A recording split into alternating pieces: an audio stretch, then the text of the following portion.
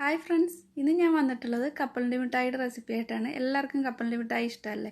വളരെ ഈസി ആയിട്ട് നമുക്ക് ഉണ്ടാക്കിയെടുക്കാൻ പറ്റും. കടയിൽ നിന്ന് വാങ്ങിക്കുന്ന അതേ ടേസ്റ്റിൽ തന്നെയാണ് ഈ കപ്പലണ്ടി മിഠായി ഉണ്ടാക്കിയെടുത്തിട്ടുള്ളത്. അപ്പോൾ ഈ ഈസി ആയിട്ടുള്ള കപ്പലണ്ടി മിഠായി എങ്ങനെയാണ് തയ്യാറാക്കുന്നതെന്ന് നോക്കാം. അതിനു മുമ്പായിട്ട് ഹംലൂസ് കിച്ചൺ ആദ്യമായിട്ടാണ് ആരെങ്കിലും കാണുന്നതെന്നുണ്ടെങ്കിൽ ഒന്ന് സബ്സ്ക്രൈബ് ചെയ്തിട്ട് ആ ബെല്ലൈക്കണോട് പ്രസ് ചെയ്ത് ഓൾ എന്നുള്ള ഓപ്ഷനും കൂടെ സെലക്ട് ചെയ്യാം. ഇവിടെ ഞാൻ 2 കപ്പ് കപ്പലണ്ടി എടുത്തിട്ടുണ്ട്. ഇതൊന്ന് നന്നായിട്ടൊന്ന് വറുത്തെടുക്കണം. ലോ ഫ്ലെയിമിൽ ഇട്ടിട്ട് വറുത്തെടുക്കാം. ഇതിൻ്റെ ആ കളറൊന്നും മാറിപ്പോകാതെ വേണം ചെയ്തെടുക്കാൻ. അപ്പോൾ ഇത് തൊലി കളഞ്ഞിട്ട് വേണമെങ്കിലും വറുത്തെടുക്കാം. ഒന്ന് ചൂടാക്കി എടുത്താൽ മതി. അപ്പോൾ ഇത് കുറച്ച് പാടുണ്ട് തൊലി കളയാൻ വേണ്ടിയിട്ട്. അതുകൊണ്ട് ഞാൻ വറുത്തിട്ടാണ് തൊലി കളഞ്ഞെടുക്കുന്നത്.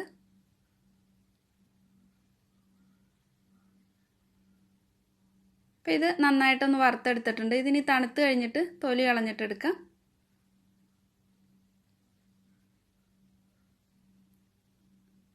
ഇപ്പോൾ ഞാൻ തണുത്തിട്ട് തൊലിയൊക്കെ കളഞ്ഞെടുത്തിട്ടുണ്ട്. ഇതിനി ഒന്ന് പൊടിച്ചെടുക്കണം. ഇതേപോലെ തന്നെ വേണമെങ്കിലും കപ്പലണ്ടി മിഠായി റെഡിയാക്കി എടുക്കാം. പക്ഷെ അത് പൊടിച്ചിട്ട് ചേർക്കുമ്പോഴാണ് ഒന്നുകൂടി നല്ലത്. അതുകൊണ്ടാണ് പൊടിച്ചിട്ട് ചേർക്കുന്നത്. ഒരുപാട് അങ്ങ് പൊടിക്കണ്ട, ഒന്ന് ജസ്റ്റ് ഒന്ന് കറക്കിയെടുത്താൽ മാത്രം മതി. ഇതേപോലെ മതി.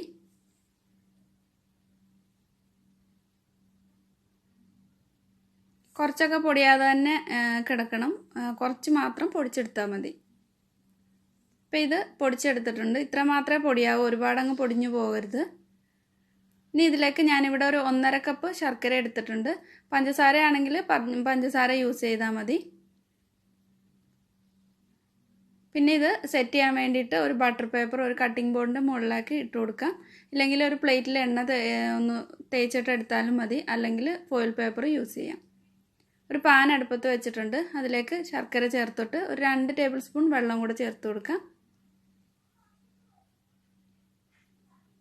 ഇനി ഈ ശർക്കര ഒന്ന് നന്നായിട്ടൊന്ന് മെൽറ്റാക്കി എടുക്കാം.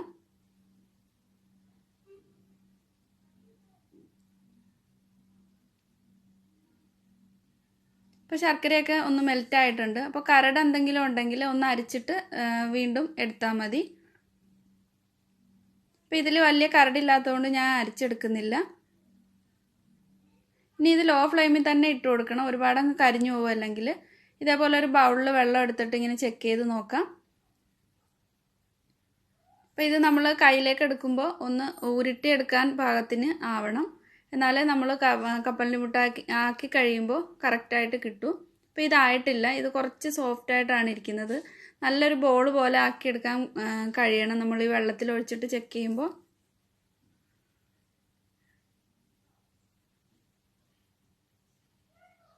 ഇപ്പോൾ ഒരു 2 മിനിറ്റ് കൂടെ കഴിഞ്ഞിട്ടുണ്ട്. ഇതിപ്പോൾ കറക്റ്റ് ആ ഒരു പാകത്തിനായിട്ടുണ്ട്. ഇനി ഇതിലേക്ക് ഏലക്കാപ്പൊടിയൊക്കെ ചേർത്ത് കൊടുക്കാം.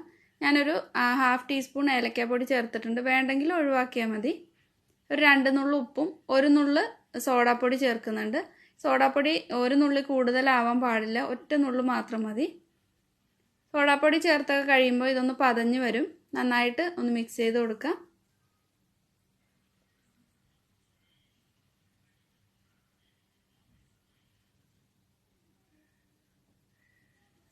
ഇനി ഇതിലേക്ക് 1 ടീസ്പൂൺ ബട്ടർ ചേർക്കുന്നുണ്ട്. അപ്പോൾ ബട്ടർ ഇല്ലാത്തവരാണെങ്കിൽ 1 ടീസ്പൂൺ നെയ്യ് ചേർക്കാം. അല്ലെങ്കിൽ ഓയിൽ ചേർത്ത് കൊടുത്താലും മതി.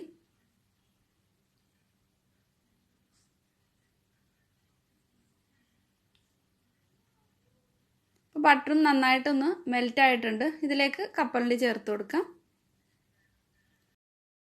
ഇത് ലോ ഫ്ലെയിമിൽ തന്നെ ഇട്ടിട്ട് വേണം ഇതെല്ലാം ചെയ്യാൻ.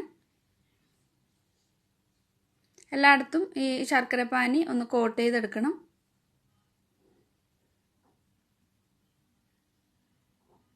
ഇപ്പോൾ ഇതായിട്ടുണ്ട്. ഇനി ഇത് ആ ബട്ടർ പേപ്പറിൻ്റെ മുകളിലേക്ക് ഇട്ട് കൊടുക്കാം.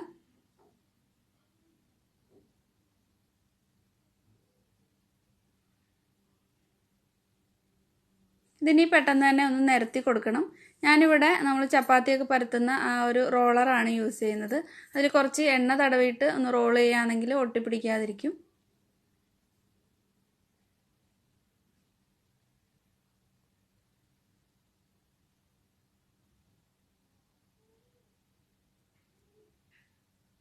അപ്പോൾ ഇത് നന്നായിട്ട് ഒന്ന് പരത്തി എടുത്തിട്ടുണ്ട്. ഇനി ഇതൊന്ന് മാർക്ക് ചെയ്ത് കൊടുക്കണം. ഒരു 5 മിനിറ്റ് കഴിയുമ്പോൾ ഇതൊന്ന് മാർക്ക് ചെയ്ത് കൊടുക്കണം.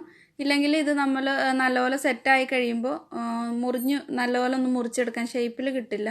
അതുകൊണ്ട് ഒരു 5 മിനിറ്റ് തണുത്ത് കഴിയുമ്പോൾ ഇതേപോലെ ഒന്ന് മാർക്ക് ചെയ്ത് കൊടുക്കണം.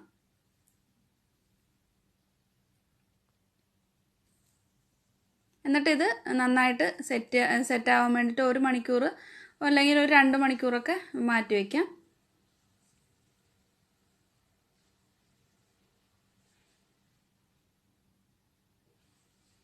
അപ്പോൾ ഇത് നന്നായിട്ടൊന്ന് സെറ്റായി വന്നിട്ടുണ്ട്. ബട്ടർ പേപ്പറിൽ നിന്ന് നല്ലതുപോലെ തന്നെ ഇളകി വരുന്നുണ്ട്. ഇതേപോലെ ഈസി ആയിട്ട് ഇളക്കിയെടുക്കാനും പറ്റും. അപ്പോൾ നന്നായിട്ട് സെറ്റായിട്ട് വേണം ഇത് ഇളക്കിയെടുക്കാൻ. അപ്പോൾ വളരെ ഈസി ആയിട്ട് നല്ല ടേസ്റ്റി ആയിട്ടുള്ള കപ്പലണ്ടി മിഠായി നമുക്ക് ഉണ്ടാക്കിയെടുക്കാൻ പറ്റും. ഇതേപോലെ തന്നെ എല്ലാവരും ട്രൈ ചെയ്ത് നോക്കുക. ഈ വീഡിയോ ഇഷ്ടപ്പെട്ടിട്ടുണ്ടെങ്കിൽ ലൈക്ക് ചെയ്യുക, ഷെയർ ചെയ്യുക. ഇതുവരെ സബ്സ്ക്രൈബ് ചെയ്തിട്ടില്ലാത്തവരാണെങ്കിൽ സബ്സ്ക്രൈബ് ചെയ്തിട്ട് സപ്പോർട്ട് ചെയ്യണം. താങ്ക്